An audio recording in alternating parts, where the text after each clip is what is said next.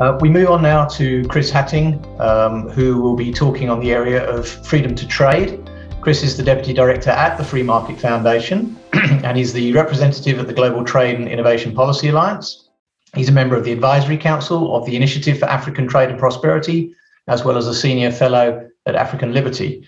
Please welcome Chris Hattingh. Good morning, Neil, and to the fellow panelists and to everyone in attendance with us. Thank you very much for being with us. I have to follow Rex van Schalkwyk, so no mean feat. Hopefully I can also provide some useful information with my section on freedom to trade. I do have a presentation that I will share with all of you right now. So freedom to trade and South Africa's story on the EFW. Trade isn't just about the movement of goods and services and capital, but also about the movement of people. Given South Africa's current predicaments in terms of social and economic problems, we need much more inflow of capital in terms of financial capital, but also people's expertise and skills. We need to make it a lot easier for people to come to South Africa and to apply their minds and various skills to the problems that we face. Just an overview. So South Africa's supply chains in the month of July, we saw with the sporadic violence and looting in KZN and Gauteng, just how important our supply chains are. And it's not just about big corporates and big businesses. Supply chains stretch all the way down to the lady on the street corner selling fruits and vegetables and where she acquires those and that she sells them on to her customers, who in turn use those to feed their families and ensure that their families can engage in economic activity. We saw just how much our supply chains can be disrupted by violence and looting. Heading out of COVID-19, we hope that more countries will be open to trade, and those countries which are more open to trade and which facilitate easier trade will take advantage of more economic freedom and growth in the coming months and years. In our modern world, freedom to trade with people in other countries is an important ingredient of economic freedom. When governments impose restrictions that reduce the ability of their residents to engage in voluntary exchange with people in other countries, economic freedom is diminished. To get a high rating in this area on the EFW, a country must have low tariffs, easy clearance and efficient administration of customs, a freely convertible currency, and few controls on the movement of physical and human capital. Developing countries such as South Africa are even more reliant on international trade, and we can take more benefit from it if we are more open to various forms of trade. South Africa's rank on the EFW. So in terms of area of freedom to trade, we are ranked 116th of the total, a score of 6.50. Freedom to trade is composed of the following metrics: tariffs, revenue from trade taxes, mean tariff trade rate, standard deviation of tariff rates, regulatory trade barriers, which are non-tariff trade barriers. That's things like corruption and the length of time it takes to get a permit, compliance costs of importing and exporting, and black market exchange rates, controls of the movement of capital and people, such as financial openness, capital controls, and freedom of foreigners to visit. South Africa's rank versus other countries. You'll see here, so South Africa again 116th, score of 6.5, Botswana 60th, so a good score for them, Brazil 93rd, Cameroon 156, China 106th, so China could be doing a lot better, even though they've experienced a lot of economic growth, they could be doing a lot better. Cote d'Ivoire 150th, Ethiopia 148th, Ethiopia an African country with lots of potential for growth and success stories, but they need to take advantage of more trade. India, 141st, Kenya, 108th, and the best African country, Mauritius, at 19th with a score of 8.5. So how can South Africa improve its freedom to trade ranking on the EFW?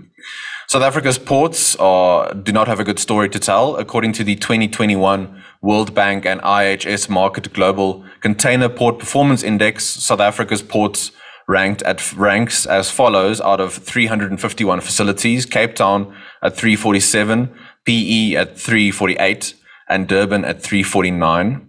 There are concerns, of course, around cybersecurity. With the latest Transnet hack, we hope that those systems are now better protected and better protections are in place. There are talks of reforms at Transnet regarding the Independent Ports Authority and possible private investment. In a recent interview with Business Day's Peter Bruce, Minister Pravin Gordhan spoke about the potential to get private investment involved in the port sector.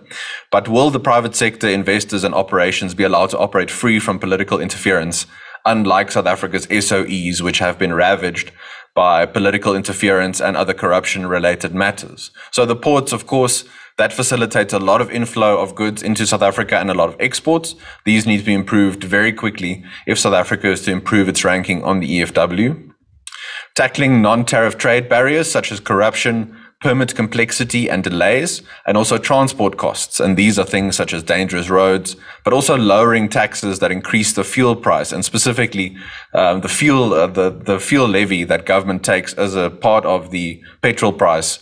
These things all contribute to make trade more difficult, and government can remove a lot of its own barriers and restrictions and regulations in lowering these for both small, medium, and big businesses. South Africa must implement and push the AfCFTA, the Africa Continental Free Trade Area. That is a potential market of $3.4 trillion. There's a lot of potential for sub-Saharan Africa to take advantage of increased trade through improved manufacturing capacity. And to do that, again, we need to bring in lots of capital to be invested in sub-Saharan African countries. South Africa must protect property rights, that is of both local and international citizens and investors. That will ensure that people have more incentive to invest over the long term in South Africa. And finally, to improve, South Africa must abandon localization master plans. These will inevitably provide subsidies for bigger businesses and exclude small to medium businesses from markets. And we need to make sure that we don't artificially increase the prices of goods and services by imposing higher tariffs on imported goods into South Africa. The pitfalls of localization. To take advantage of the benefits of free trade, South Africa needs to seriously reconsider its master plans.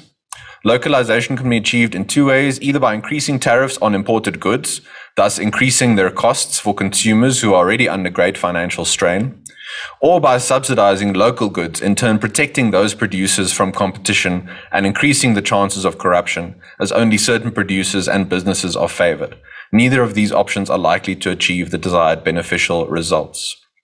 Instead of yet more grants and increased dependence on the state, and again through localization subsidies, meaningful job and wealth creation can be achieved by embracing free trade. The commodities boom will only last so long, and South Africa has been offered some fiscal space by the commodities boom, but we need to implement the pro-trade reforms now so that we can benefit from our networks and manufacturing capacity.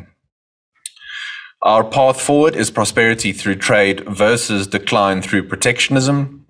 According to the United Nations Conference on Trade and Development, foreign direct investment inflows into South Africa in 2020 almost halved to $2.5 billion from $4.6 billion in 2019, which was a 15% decline from around $5.4 billion in 2018. So President Ramaphosa and government, there are lots of talks often about talk shops and summits and getting investment into the country.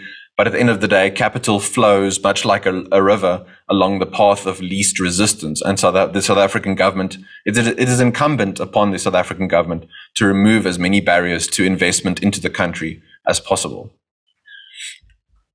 Easier trade means the easier flow of both financial and human capital, skills, expertise, and ideas. With that, I will end my section. Again, thank you all very much for being with us today.